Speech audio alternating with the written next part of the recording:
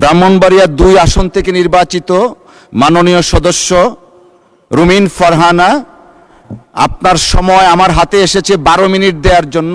১২ minute দেয়া হলো। মাননীয় স্পিকার, আপনাকে অসংখ্য ধন্যবাদ। মাননীয় স্পিকার, যখন যেই সরকার ক্ষমতায় থাকে তারা আশা করে বিরোধী দল তাদের কিছুটা হলেও প্রশংসা করবে।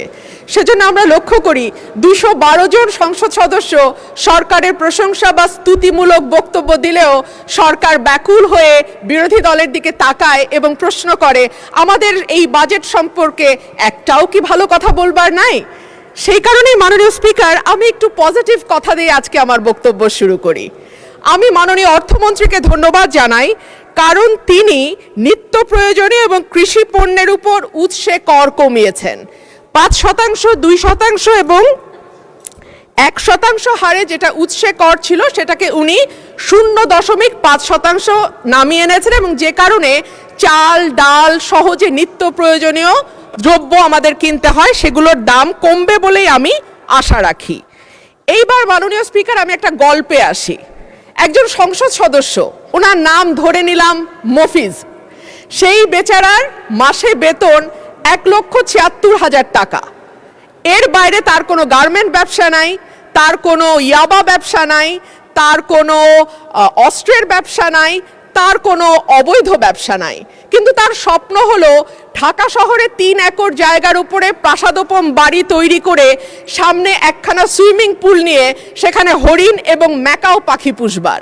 কিন্তু মাননীয় স্পিকার, তার এই ১,৭৬,০০০ সৎ পয়সার টাকায় কি ঢাকা শহরে ৩ একর জায়গায় প্রাসাদোপম বাড়ি তৈরি করা সম্ভব? সম্ভব নয়।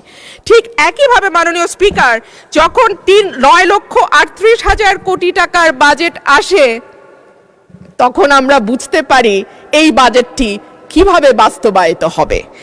এর মধ্যে মোট আয়ের লক্ষ্যমাত্রা ধরা হয়েছে ৬,৯৫,০০০ কোটি টাকা, ঘাটতি ২,৪৩,০০০ কোটি টাকা।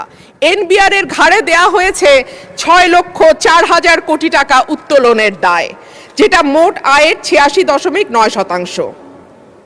যদি ২০২৫-২৬ অর্থ বছরের দিকে তাকাই মাননীয় স্পিকার, আমরা দেখব এপ্রিল পর্যন্ত ৩,২৬,০০০ কোটি টাকার বেশি এনবিআর আদায় করতে পারে নাই।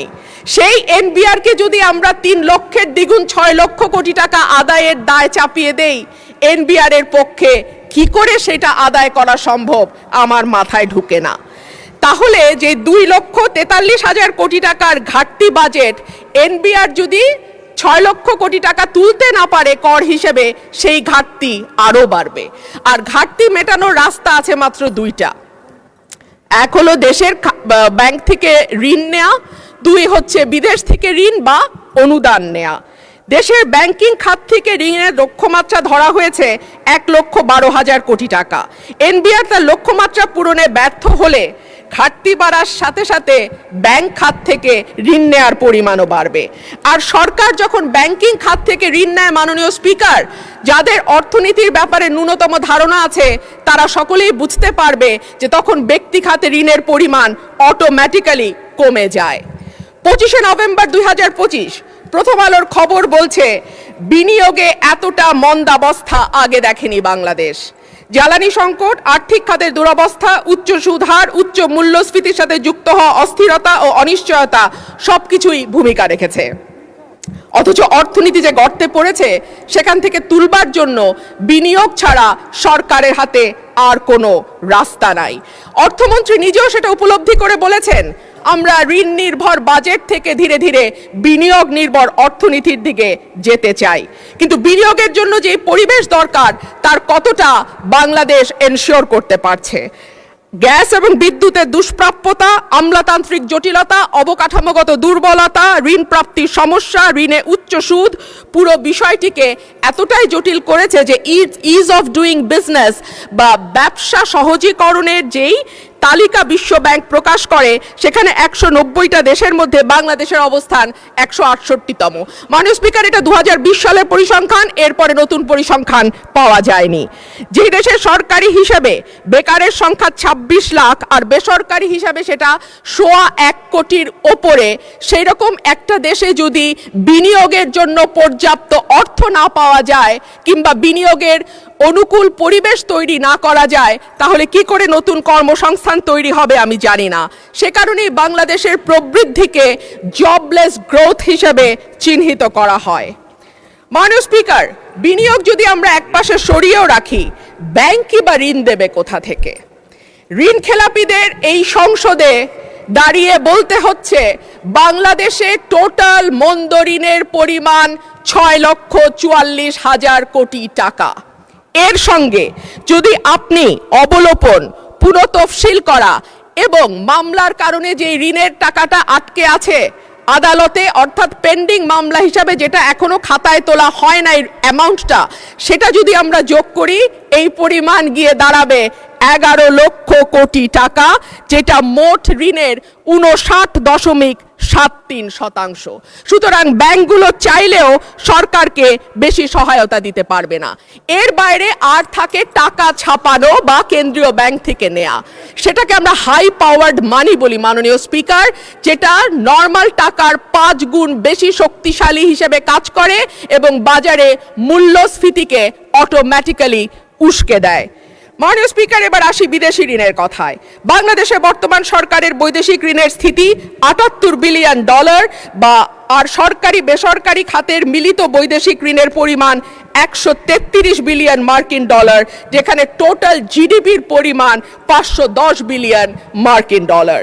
এইসব দেশি বিদেশি ঋণের সুদ পরিশোধের জন্য বাজেটে রাখা হয়েছে 13.59%, যেখানে স্বাস্থ্য, শিক্ষা, সামাজিক সুরক্ষা এবং খাদ্য, এই 4টি খাত মিলে পুরো ব্যয় ধরা হয়েছে 29.74%। বিশ্বব্যাংক বা IMF যদি ঋণ দেয় তবে নিশ্চিতভাবেই শর্ত হবে কঠিন, তবে ঋণের সুদ হার হবে কম এবং লম্বা সময় ধরে পরিশোধের সুযোগ থাকবে। কিন্তু IMF বা বিশ্বব্যাংক যদি লোন না দেয়, তাহলে মাননীয় স্পিকার, অন্য দেশ থেকে যেমন চীন থেকে যদি আমরা ঋণ নেই, আমাদের সুদের হার হবে উচ্চ এবং দ্রুত সময়ে পরিশোধের চাপ থাকবে। সুতরাং বাজেট ঘাটতি মেটাতে 1,09,000 কোটি টাকার ওপরে যে বৈদেশিক ঋণ আর 1,12,000 কোটি টাকার দেশীয় ব্যাংক খাত থেকে ঋণের যে লক্ষ্যমাত্রা ধরা হয়েছে, সেটা কতটুকু উপযোগী অর্থমন্ত্রী নিশ্চয়ই ভেবে দেখবেন। মাননীয় স্পিকার, উচ্চ মূল্যস্ফীতি, বিনিয়োগের স্থবিরতা, ব্যাংকের তারল্য সংকট, নতুন কর্মসংস্থান তৈরি না হওয়া, জিডিপির প্রবৃদ্ধি 6% থেকে কমতে কমতে 3.49% নেমে আসা, কোনোটাই অর্থনীতিতে ভালো বার্তা দেয় না। আমদানি রপ্তানির হিসাব বলে 2025-26 অর্থ বছরের প্রথম 10 মাসে বাণিজ্য ঘাটতি $22.21 বিলিয়ন, অর্থাৎ আমদানি অনেক বেশি কিন্তু রপ্তানি কম। মাননীয় স্পিকার, এখানে আরেকটা সুখবর অবশ্য আছে সরকারের জন্য। কেন্দ্রীয় ব্যাংকের তথ্য দেখা যায় জুলাই থেকে এপ্রিল সময়ে বিনিয়োগ বৃদ্ধির অন্যতম প্রধান নিয়ামক মূলধনী যন্ত্রপাতি বা ক্যাপিটাল মেশিনারিজের আমদানি বেড়েছে 12.50%। এটি নিঃসন্দেহে বিনিয়োগ বাড়ানোর একটা ভালো ইঙ্গিত। মাননীয় স্পিকার, সরকারি হিসাবে দেশের সার্বিক মূল্যস্ফীতি এখন 10%-এর মতো।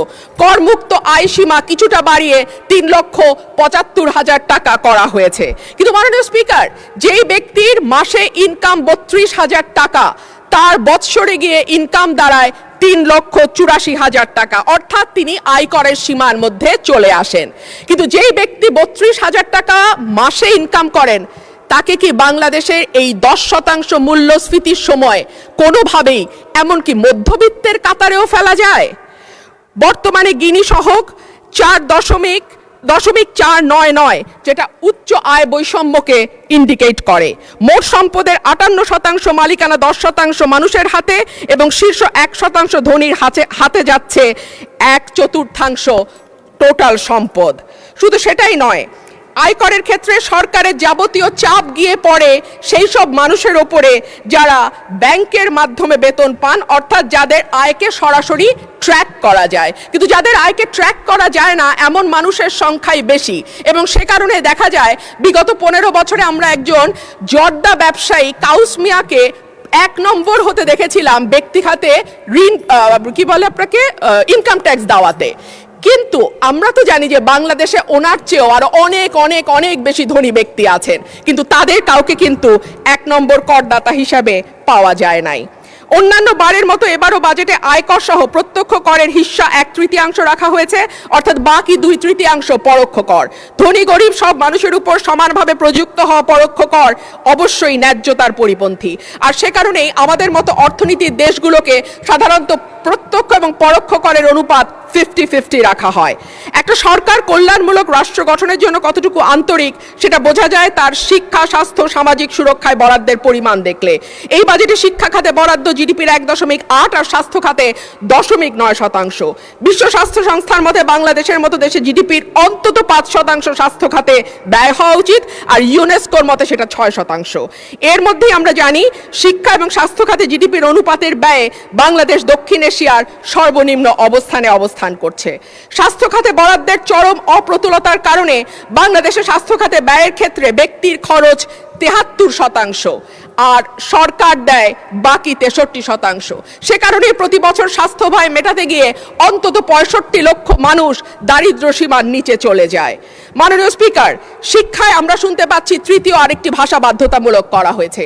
আমি বিনীতভাবে বলবো, তৃতীয় ভাষা বাধ্যতামূলক করবার আগে আমাদের নজর দেওয়া উচিত কেন প্রাথমিক পাশ করা একজন স্টুডেন্ট সঠিকভাবে রিডিং পড়তে পারে না, কেন জিপিএ 5 পাওয়া একজন স্টুডেন্ট শুদ্ধভাবে ইংরেজিতে একটা বাক্য গঠন করতে পারে না। আমি মনে করি ম্যান্ডারিন বা জার্মান শেখার আগে অন্তত ইংরেজি ভাষায় বেসিক পড়তে পারা, লিখতে পারা, বলতে পারার শিক্ষাটা আমাদের ছেলে মেয়েদেরকে দিলে তারা বিদেশের বাজারে যথেষ্ট ভালো দক্ষতার সঙ্গে কাজ করতে পারবে। মাননীয় স্পিকার, আমি এবার আমার এলাকার কথায় একটু আসি। আমাকে 2 মিনিট বাড়িয়ে দেবেন স্পিকার, কারণ আমি সরকারি দলেরও না, বিরোধী দলেরও না, কোনো দলের হুইপ, চিফ হুইপই আমার দায়িত্ব নিতে চান না। মাননীয় স্পিকার, আমি আপনার স্পেশাল ডিসক্রিশনের দিকে তাকিয়ে আছি। মাননীয় স্পিকার, 2 মিনিট আমাকে বাড়িয়ে দেবেন।